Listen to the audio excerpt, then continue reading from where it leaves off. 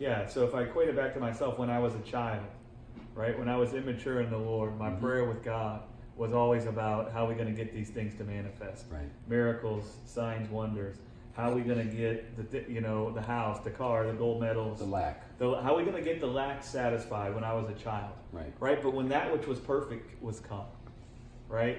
When that which was perfect was come, and I knew myself the way I'd always been known by God, right? When I became a man, right?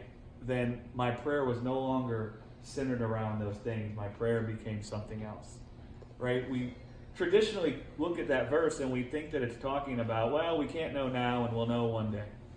But the context there is not Paul talking about he doesn't know now and he'll know one day in the return of the Lord. Because in a couple of Paul's other letters, he talks about his credentials for preaching the gospel is that he understands all mysteries. Mm-hmm.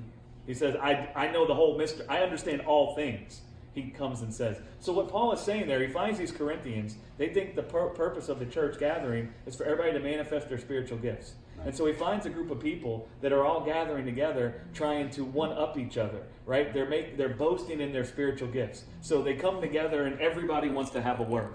I got a word. Everybody wants to pray in tongues out loud, right? They're disrupting the whole service. Mm-hmm. And so Paul come and said, listen, when I was a child, I thought those things were what it was all about, right? But now that I know myself, even as I've been known by God, yes, that which is perfect has come. What is perfect? What's that which is perfect? When he says that which is perfect has come. Eternal life. What is it? Love. Love, right? So what he's saying there is now that I'm a man and I know myself the way I've always been known by God, the thing that never fails has come to me. It's called love.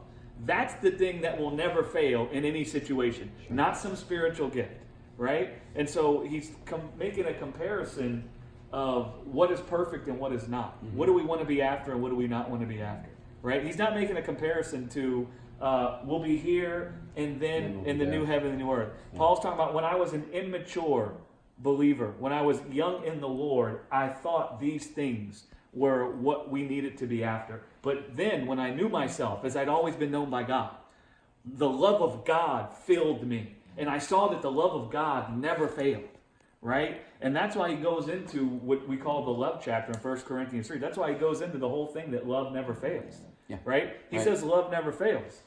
Well, what's perfect then? If love never fails, what's perfect? Love. So when he says when that which is perfect comes, what's he talking about? Love. Right? How does the love come? When you know yourself as you've always been known by God. Guess what? How do we know ourselves as we've always been known by God? By beholding ourselves in the face of Jesus as if we were looking in a mirror. Yes. And we behold ourselves in the life we have now in Jesus as if we were looking in a mirror. That's going to fill our hearts with the love of God. Right? And the love of God never fails. Right? It'll never fail you. The love of God will never fail you. It doesn't. If you're nailed to a tree, is some spiritual gift going to save you? No. You know what will save you there? The love of God. Do you see what I'm saying? Yeah. Right? Amen.